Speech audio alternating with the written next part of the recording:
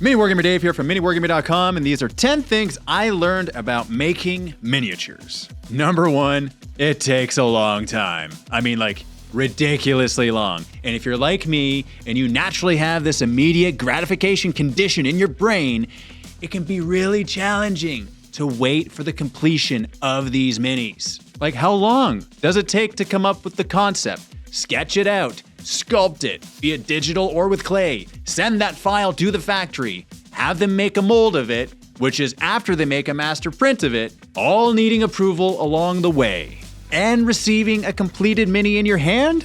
That's just for a single miniature. What happens when there's more than 400? Which is the case with the Ravaged Star tabletop miniature wargame. Pardon the interruption, but I gotta let you know that the Pledge Manager is closing for Ravaged Star miniature tabletop wargame Wave 1, August 9th, 2024. So if you want to finalize your orders, now's the time to do it. Otherwise, you won't get a second chance, because when the Pledge Manager reopens for Wave 2, Wave 1 miniatures won't be available. Get them now, before August 9th. You have limited time left. If you're already started your orders, complete your orders. If you're thinking about placing an order, now's the time to do it. August 9th, 2024, Pledge Manager closes. Now back to the video. Number 2, it requires a team. So unless you're a freak of nature and you're able to do all of the aforementioned steps I just outlined, you're gonna need help. And it's not just any help. It's better if it's skilled and experienced help. We don't know what we don't know. And it's usually quite sobering to discover the mountain of things we don't know. Things like how to best design poses so that they fit most efficiently in a mold in a factory. There's a lot of back and forth here, and it happens in spite of that experience. Number 3, it takes money. This might seem obvious, but if there's time involved, that usually implies capital or funds needing to be raised. So what are the options for this? Well, you can self-fund it, which has its inherent risks. You can convince investors it's a worthwhile endeavor, which understandably requires profit sharing. Or you can crowdfund it, which has its own unique set of risks. Or you can do a combination of all three. No matter how you slice it, it's gonna cost you something. Be prepared to pay that price. Number 4, it's painful. What does that mean, Dave? With any worthwhile endeavor, there's the honeymoon phase of the idea. I want to make this amazing mini. It's gonna be awesome. Everyone will love it. But then there quickly follows the valley of despair. And in this valley, we come across reality in its purest form, which is unbiased and unapologetically honest. Oh, you want to make minis, do ya? It's not gonna be done tomorrow, or even next week. In fact, you don't know exactly how long it's gonna take. And you have to be okay with that. You can make your best guess based on conservative estimates, but how do you predict earthquakes, or postal strikes, or factory shutdowns due to viruses? All of which halt progress. Knowing that pain will be felt beforehand is an act of mercy. Oh, and by the way, if you're making this public, driven by altruistic supporters, you are front-facing, and you've got nowhere to hide should things go wrong. Because when they do, and they will, who do you think they're gonna demand answers from? That's right, it's gonna be you. Take it from me. Had I known all this before I started this whole thing, yeah, I still would have done it. I would have. I'm just that kind of guy.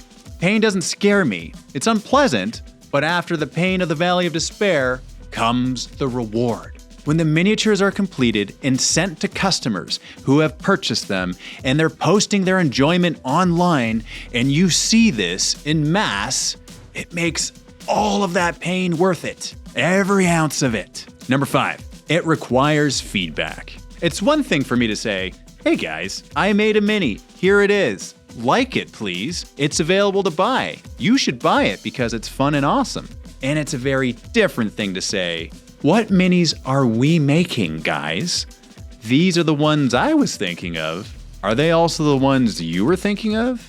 Because if they are, once they're ready, it's most accurate to say, our minis are ready for pre-order. The miniatures and sculpts that you approved and voted for with your voice and comments and participation in polls are now ready to be enjoyed. This is the only way I know to make miniatures. Of course, there can be other ways, such as the I'm working on a sculpt, take a look at my sculpt. There's nothing inherently wrong with this, but in either case, feedback is valuable. Number 6, action is required. This might seem obvious, but you can't just say, I'm gonna make miniatures, and then minis are made. You gotta get out of your comfort zone and start talking to people. Ask questions, start collecting data, and then you'll learn what's required to make this happen for you. Here's something that's worked for me. Do one thing every day. It doesn't have to be much. It could be making a post, which asks a question. It could be learning one more step in the process. It could be making a list of things you'd want to make. The point here is that by doing at least one thing a day, we develop the habit of thinking about creating minis and doing things to make that happen. The process takes time, and when enough time passes, the actions we take compound, and eventually we'll have the irrefutable evidence that we're serious about making this happen. Another benefit to doing something every day is the likelihood of us doing more than one thing every day. This is proven time and time again to be more effective than going in spurts of productivity, then quickly burning out and getting overwhelmed by the thought of the overall process. Making minis takes thousands of micro decisions. Be prepared for it. Number 7, it's not all fun. No, it just isn't. This echoes the Valley of Despair a little bit. But to get into some specifics, some tasks are simply not fun. Some are tedious and boring. Some are frustrating and don't work the way we want them to. For some of us, it's challenging to settle on an idea. Some might be fun at first, but what happens when you run into redundancy and repetitiveness? Now, granted, this is more of the creative process. I haven't even begun to describe the technical process, which I won't get into, but you get the idea.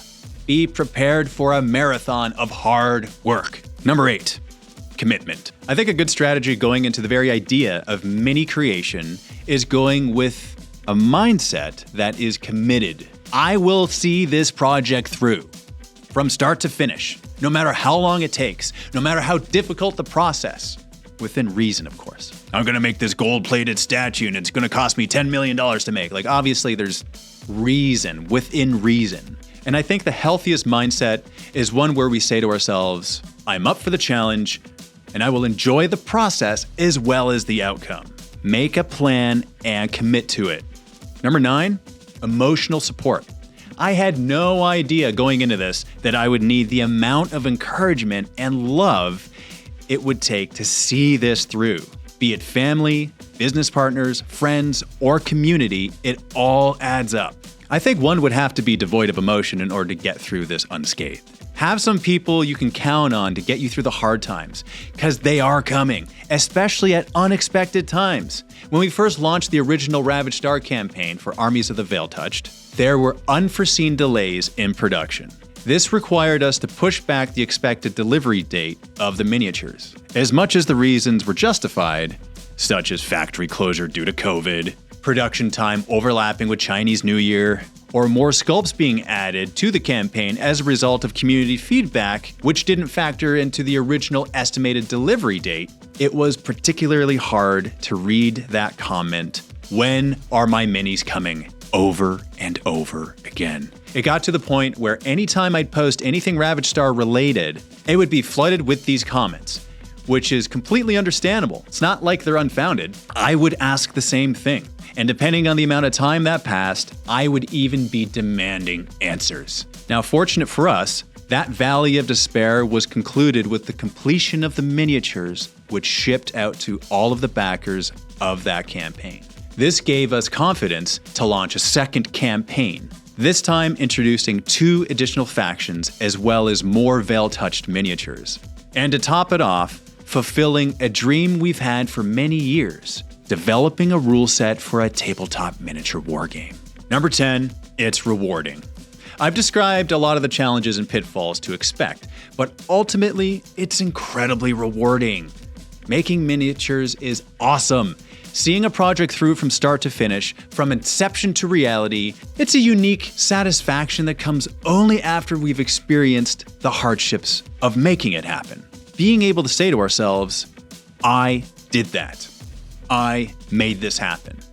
And the feeling that goes with it is priceless. Ravaged Star, the miniature tabletop war game, and the 400 plus miniatures that are all available for pre-order on GameFound is a result of all of the hardship. By following the link in the description and looking at the campaign page, you'll have a better idea of what was required to make all of this happen.